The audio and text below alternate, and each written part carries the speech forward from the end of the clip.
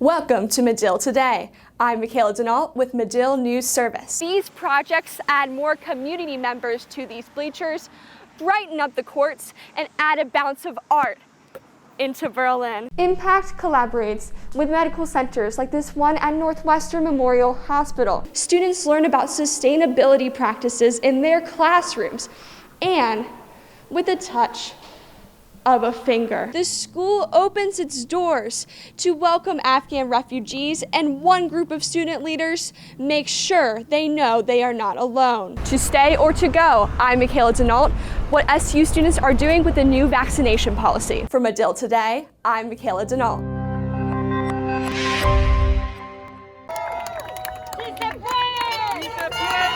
Demonstrators gather here on the Capitol lawn today to protest the Senate parliamentarians' guidance to exclude immigration reform in the reconciliation package. The group involves advocates from United We Dream and CASA, together advocating for issues from the Build Back Better Act. It's about human life, so it's time to be bold. This administration needs to be bold now. Yes. Representatives Jamal Bowman, Ayanna Presley, Chuy Garcia, Cori Bush, and Alexandria Ocasio-Cortez came to support, saying they will not stop fighting for them. We cannot settle for less. Not now, not ever really, but definitely not now. The protesters' rapid response event calling for issues to be included into the bill: climate change and pathways to citizenship for undocumented immigrants.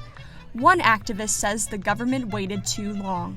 We are now actively aware, and we are all very deeply impacted by the consequences of not passing these legislations earlier. Representative for the 23rd District of New Hampshire, Maria Perez, an immigrant from El Salvador as well, says she's here to represent immigrants and give them opportunity. It has to happen because all this time during the pandemic, we've been calling all these immigrants essential workers.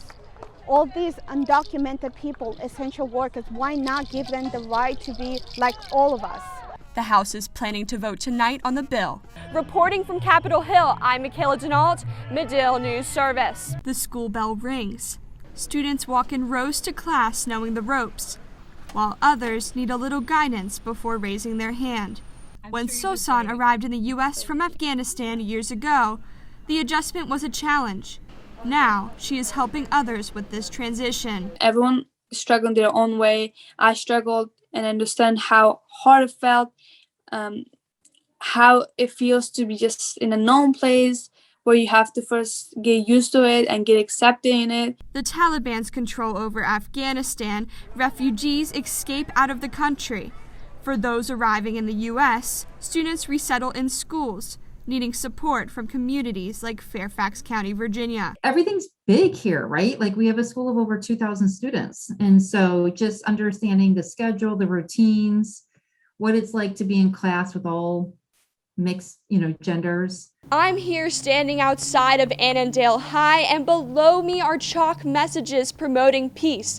The school opens its doors to welcome Afghan refugees, and one group of student leaders makes sure they know they are not alone. When I came here, this is what I needed, but I got help in other ways, and I believe as long as you help, it doesn't matter which way it is. Sosan and other students provide a resource guide slideshow aiming to answer questions, a starting place for the new students to reach out when they need help. Until you feel healthy, safe, and secure and grounded, you're not going to be able basically to learn. Resettlement agencies like Catholic Charities also work with schools to provide services. Afghan refugees ages 5 to 18 in Virginia this year are being served by a refugee resettlement provider, with 93 in Fairfax County Public Schools.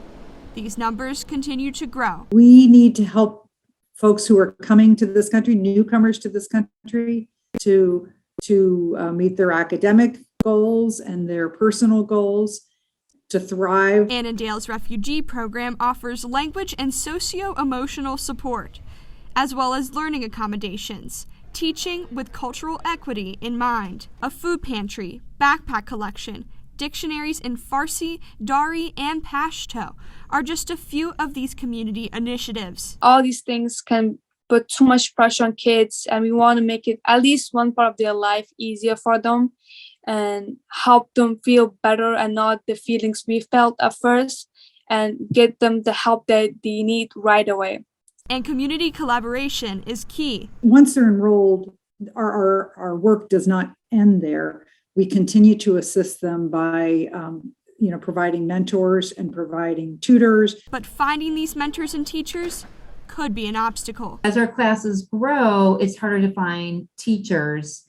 And teachers are tired after a year in the pandemic. And so we definitely need more teachers and more instructional assistants. According to American Enterprise Institute fellow John Bailey, the $6.3 billion short-term spending bill supports refugee housing, processing, and community support services. Education, not so much. What we need right now is just better coordination to help make sure that schools are just preparing for the students that they're going to receive. And the same thing for institutions of higher education. Nevertheless, Sosan says a little kindness goes a long way. So if you're there for someone who needs help, they can spread that kindness with others. That, oh, someone helped me, and I will keep that in my heart, and I'll always help others too. Ensuring families and students are not left behind. Reporting from Northern Virginia, I'm Mikayla Denault, Medill News Service. Students worry about schoolwork and tests, but a new worry fogs the horizon. Climate change, a looming cloud on future generations. We're running out of time, and the climate crisis keeps getting worse and worse. And if we don't step up and do something about it, then it's going to be irreversible effects. Education is one of the largest public sectors in the U.S. on 2 million acres of land, and with about 50 million children, 480,000 school buses, and serving 7 billion meals annually.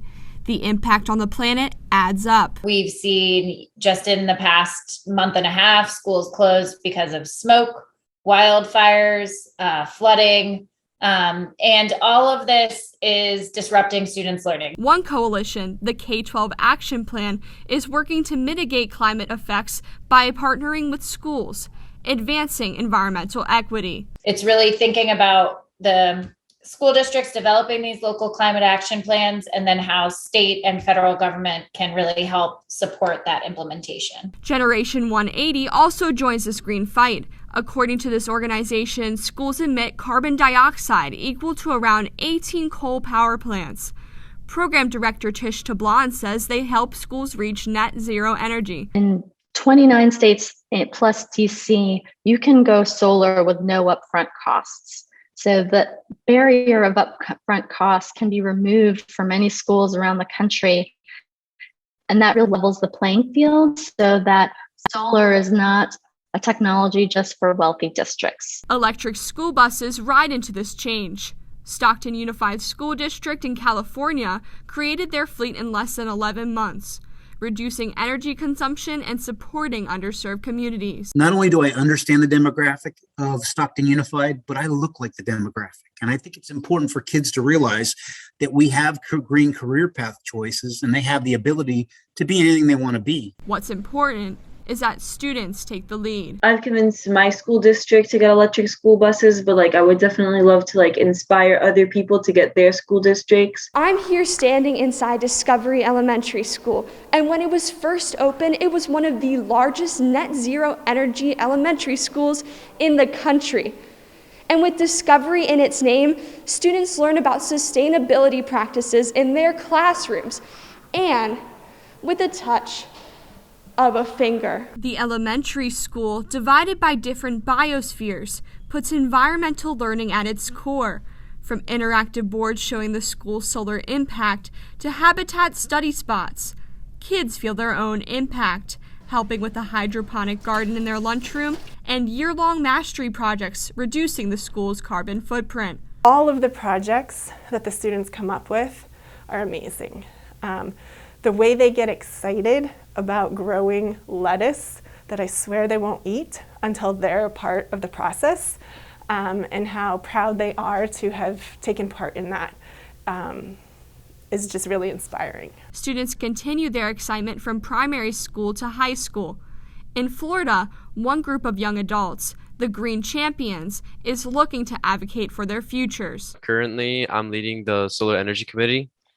And earlier this year, I actually created a petition to ask Florida legislators to strike down a ban on power purchase agreements. Activists, like these in the educational community, call on policymakers to help schools find their green thumb. We need to educate, we need to step up, and we need to really ensure that our planet is protected and we're able to function in a sustainable and environmentally friendly society. Educating for a better and greener tomorrow. Reporting from Arlington, Virginia, I'm Mikayla Denault, Medill News Service.